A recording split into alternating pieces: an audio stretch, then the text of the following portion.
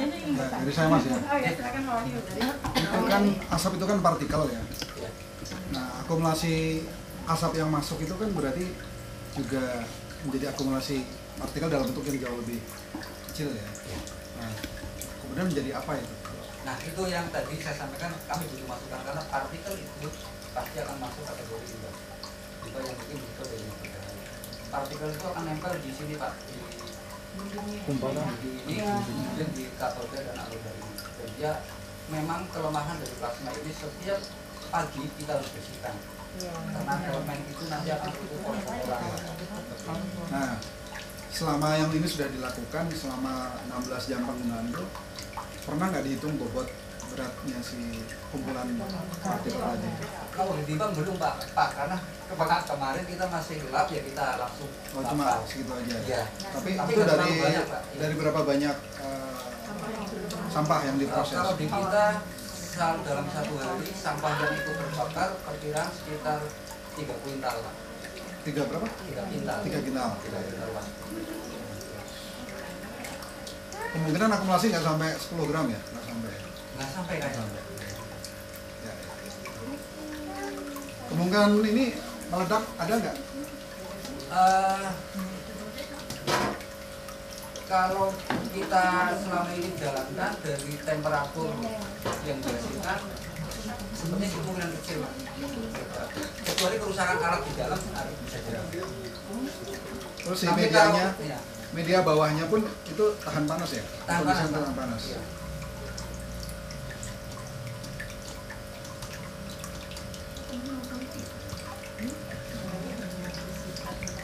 Ada lagi? Mas Maulani mungkin atau Mas Bagas, Mas Ivan, Pak Joko atau Pak Jaka? Rekannya? Oh, sementara dilanjutkan lagi. Sama aja ya, asap banyak, asap sedikit, spesifikasinya digunakan tetap nggak berubah ya? Atau perlu menyesuaikan dengan? Menyesuaikan, voltasenya butuh lebih tinggi, kemudian untuk elemen di dalam dia lebih lebar.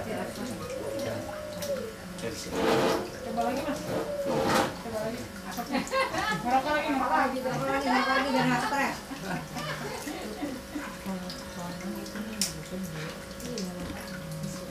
Kalau ditaruh di tempat tukang sate gimana ya? Kan asik juga. Jadi nggak pegel ya, Pak.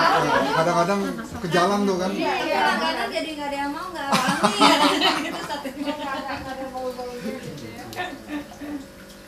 Kaitan 16 jam penggunaan ya, apakah itu berarti 3 kuintal tadi itu baru tuntas selama 16 jam ataukah bisa lebih dipercepat? Bisa lebih dipercepat sebenarnya Pak. Karena itu saling terkait dengan kesiapan bahan baku, kesiapan si operator, karena masih banyak manualnya. Tapi Seandainya paling super cepat tuh berapa jam? sekitar 10 jam. 10, jadi antara range-nya 10 sampai 16 jam. Dan dari penggunaan satu proses itu pun hanya beberapa gram saja ya, yang residu yang ada di sini. Ya, ya. Dengan watt tadi maksimal 450 watt. Iya, kita gunakan listrik daya rumah 450 watt, kebutuhan daya ini 36 watt. Pak.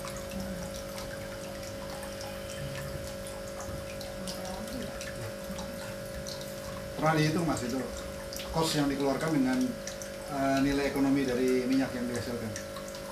Sudah, kita kebetulan jalan 3 tahun Pak. Itu sudah terdistribusi ke warga sekitar kita.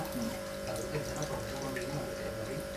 Kalau untuk biaya produksi, karena di sana kayu bakar masih murah, untuk menghasilkan 50 liter dalam satu hari kita di sana operasional tidak hanya satu orang operator, kemudian kebutuhan kayu bakar sekitar 10.000 per hari, kemudian untuk konsumsi biaya ini sekitar Rp1.000 kebutuhannya per 6 jam.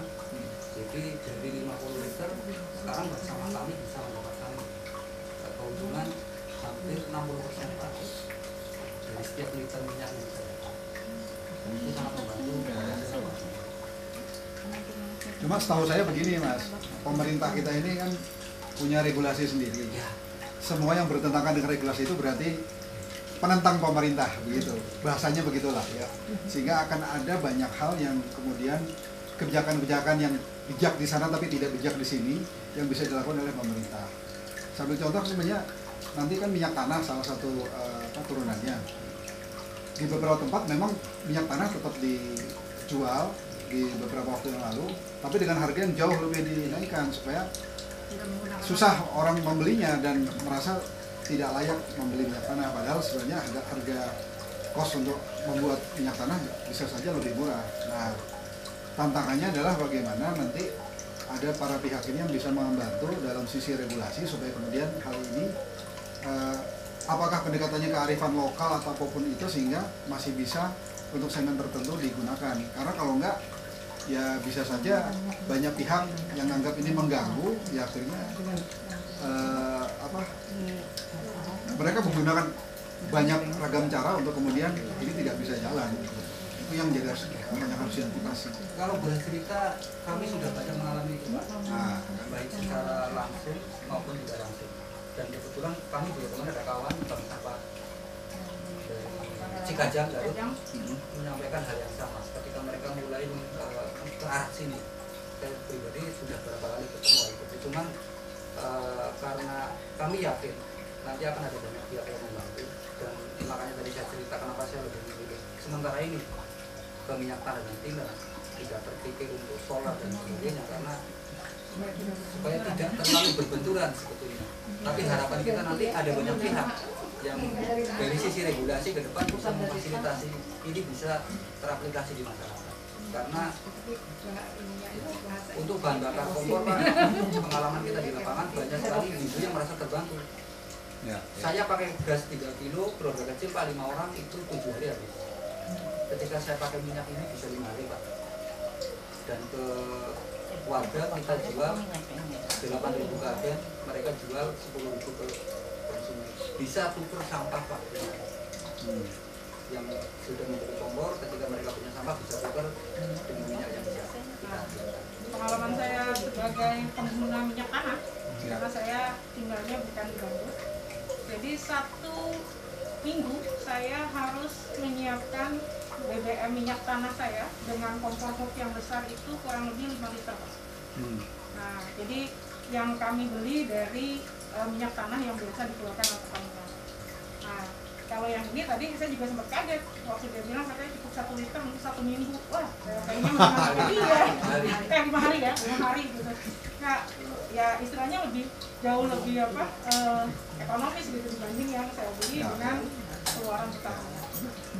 Jadi saya tertarik mungkin. Biaya pokok per liter berapa katanya? Biaya per liter kurang lebih sekitar 3.700-an. 3.700. Termasuk karyawan. Iya, termasuk karyawan. Beli plastiknya gitu kalau misalkan beli ya. Itu di saya Pak, untuk karyawan mungkin terkait harga plastiknya nanti kalau harus beli terus kayu bakar dan sebagainya. Oh itu tapi plastik nggak beli ya? Plastik. Kita plastik beli maksimal di harga 800 Pak. Bukan maksudnya harga tadi pokok berapa? Ya kalau yang 3.700 sudah kita hitung beli plastik Rp1.000 maksimal Pak. Nggak beli plastik ya? Beli plastik, kayu bakar tadi ya? Iya. 3.700 ya per ya. Jadi Mas masukannya bukan dari sisi teknologi saja untuk kemudian disempurnakan, tapi juga diberdayakan dari sisi regulasinya nih untuk dibantu. Nah, kemudian ada pertanyaan lagi, itu hasil dari pembakaran minyaknya. Itu kalau urutan api itu kan merah, jingga, kuning, biru. Ya. Kira-kira hasil bakar pertamanya itu dipakai untuk kompor itu di merah atau jingga atau kuning ya? Biru. Sampai biru? Oh berarti kualitasnya bagus, di atas 1000 derajat Celcius. Sangat biru Pak. Ya, ya. Keren kalau gitu. Nah kalau gitu begini menurut saya, persoalan titik bakar yang dihasilkan itu juga bisa menjadi sesuatu yang bisa dipromosikan, karena boleh jadi dari mesin yang lain, mesin proses yang lain, kualitas hasil bakarnya cuma di merah atau kuning gitu, atau merah atau jingga, sampai situ aja. Kalau ini sampai biru berarti udah next step lagi nih. Oke, bagus. Oke, ada lagi mungkin? Si mesinnya sendiri Mas, kosnya berapa untuk membuat itu? Yang bisa kapasitas 3 kuintal tadi? 3 kuintal udah 100 kilo. Plus 200-nya itu Sampahnya yang dibakar di bawah. Kalau yang untuk proses di sana, yang untuk bahan baku BBM itu 100 kg, kebutuhan sampah residu yang kita habiskan di inseneratornya 300 kilo. Gimana Ibu? Sampahnya? Pembuatan alat itu. Nah, untuk pembuatan alat, Harga alat. Ya. Untuk harga alat kebetulan Pak untuk mesin ini karena kita sudah lakukan uji coba panjang terkait kebutuhan material, kita gunakan stainless steel 36L generatornya, termasuk juga pipa-pipanya yang sudah membeli dari kami kemarin teman-teman Bumdes Purworejo, terus bank sampah di Palu, kemudian di Desa Pegalangan Timur Purworejo yang kapasitas 100 liter kemarin 120 juta. Tapi kita lakukan pendampingan. Kalau tadi di sana kan masih menggunakan apa, kayu bakar ya? Kayu bakar. Opsi lain kalau tidak menggunakan, karena kan mungkin tempat lain kayu bakar tidak. Sulit di Pakai listrik, tapi ketika kita gunakan heater band misalnya itu akan berbeda dari sangat tinggi. Kita sedang melakukan uji coba plasma panas Pak. Karena dengan plasma panas cukup hanya dengan takaran tadi 36 watt, tapi dia akan menimbulkan panas sampai kemarin kita uji coba sampai kelewatan Pak, terlalu tinggi. Jadi kita sedang setting kira-kira hanya butuh temperatur pelebu plastik jelur, mungkin katakanlah tembakannya itu sekitar 2000 derajat, jadi kita nanti akan aplikasikan dengan suhu kita. Ya. Kayaknya bakal banyak yang tertarik sama itu tadi. Iya. Kalau sudah mau apa, kayu bakar tadi. Iya, kalau kayu bakar. Aku minyak yang hasil ini ya. Untuk skala kecilnya kita sudah coba Pak, dengan tembakan plasma, plastik yang masuk langsung lunak. Ya.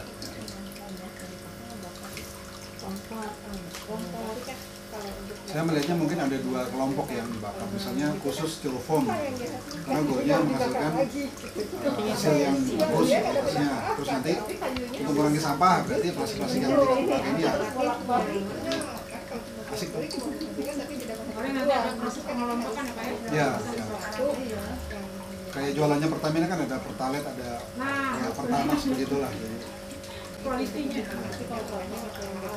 Mas tadi 120 juta itu kurang lebih termasuk ini komponen Belum.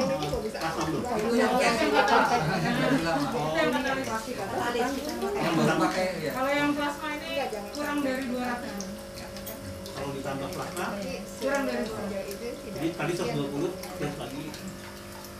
anggaplah itu versi sekian, ini versi plus sekian gitu ya. Plasma.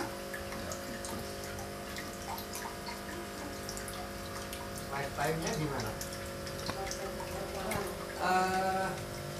Dengan konstruksi yang sudah kita desain seperti itu Pak, untuk reaktornya kita dulu setiap 1 bulan sekali kita pasti bongkar untuk kita cek kondisi reaktor, karena itu yang paling penting. Dengan desain itu khusus di dalam, kita sudah 3 tahun kondisinya masih sangat bagus kondisi reaktornya. Jadi mungkin untuk analisa kita sampai 5 sampai 10 tahun cukup. Nah, kalau Pak Bentar Mas, mau ada tanya lagi Mas. Urusan penampungan hasil ya dalam bentuk minyak itu, apakah sudah ada semacam kemasan khusus juga? Jadi kalau ini kan terus menghasilkan ya, tentu perlu ditampung sebelum kemudian disalurkan.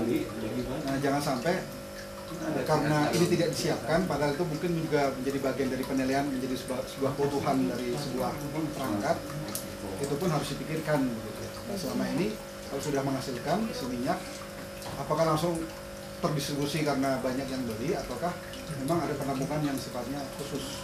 Sementara ini karena memang kapasitas masih kecil hanya segitu, langsung terdistribusi Pak ke masyarakat. Oke. Ya. Ini just info aja ya. Jadi kemarin saya sempat ngobrol juga. Kalau di Jawa Barat ini ada salah satu distributor BBM yang swasta sifatnya, dan setahu saya tidak banyak perusahaan yang sampai level dia punya semacam tempat penampungan sendiri. Nah, jadi jumlah yang punya penampungan BBM itu di swasta yang di Jawa Barat ini tidak banyak, dan dia pun punya tempat penampungan BBM itu di Merak. Nah, saya tanya, kalau kemudian ini merambah ke sini bagaimana? distribusi minyak tanah.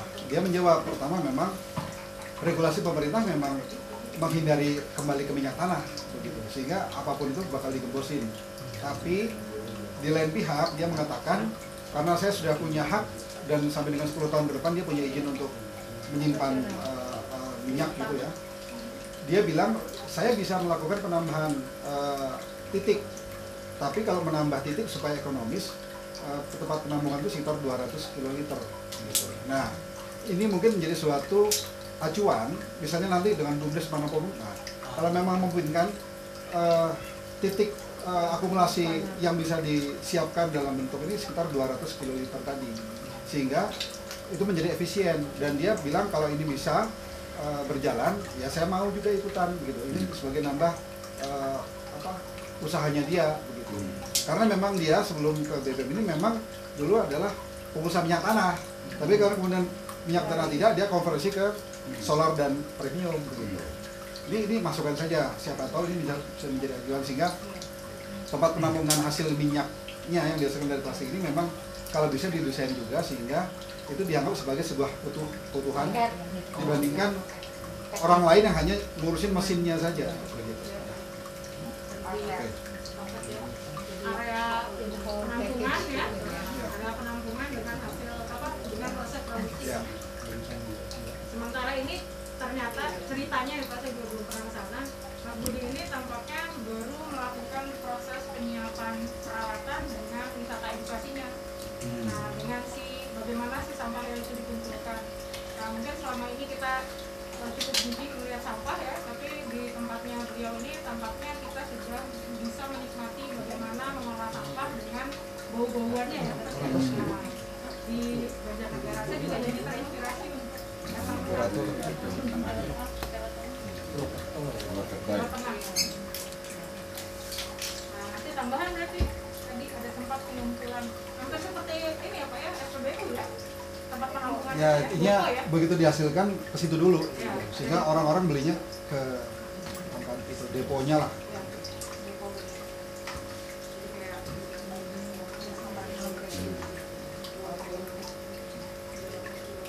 Mas Budi, Ya Pak. cerita dong Mas Budi ini siapa, dari mana, Ah, deponya apa, dari sampah.